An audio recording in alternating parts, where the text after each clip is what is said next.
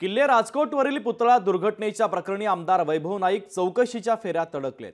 सिंधुदुर्ग पोलिसांनी आमदार वैभव नाईकांना चौकशीसाठी समन्स देखील पाठवलेले आहे। पोलिसांचं हे समन्स राजकीय सुडापोटी असल्याचा आरोप आता आमदार वैभव नाईक यांनी केलाय। सविस्तर पाहूयात।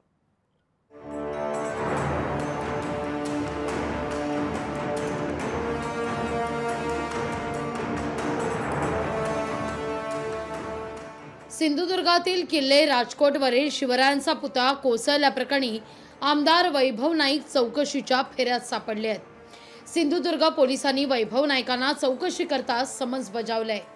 जेव्हा शिवरायांचा पुतळा कोसळला तेव्हा घटनास्थळी पोहोचणाऱ्यांमध्ये वैभव नाईक होते, त्यामुळे पोलिसांनी वैभव नाईकांना समन्स बजावले।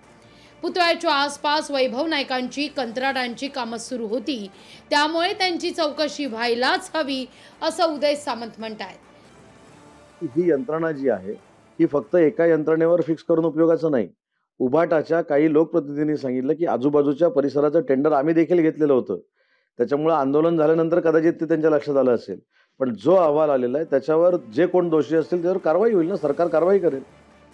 दरम्यान पुतळा दुर्घटनेचा चौकशी अहवाल समोर आलाय। या चौकशी अहवालात पुतळ्याच्या धातूला लागलेला गंज, सदोष वेल्डिंग यामुळे पुतळा कोसळल्याचा प्राथमिक निष्कर्ष काढण्यात आलाय।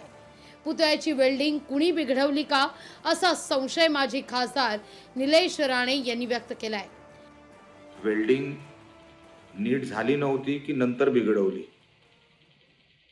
हा विषय राहतोच, आणि त्या कारणामुळेच पोलिसांनी आमदार वैभव नाईक उभाटा गटाचे त्यांना तिथे चौकशीसाठी बोलवलंय।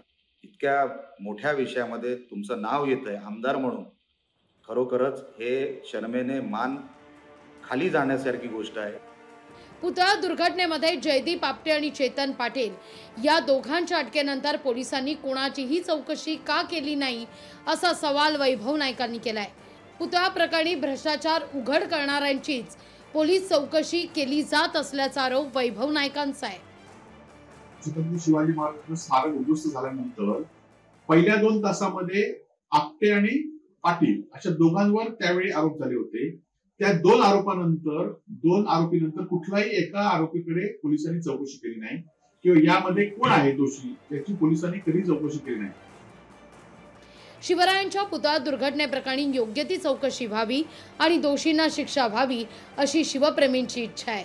शिवराय पुतळा दुर्घटनेचं राजकीय भांडवल होऊ नये अशी माफक अपेक्षा व्यक्त केली जाते। रोहन नाईक, लोकशाही मराठी, सिंधुदुर्ग।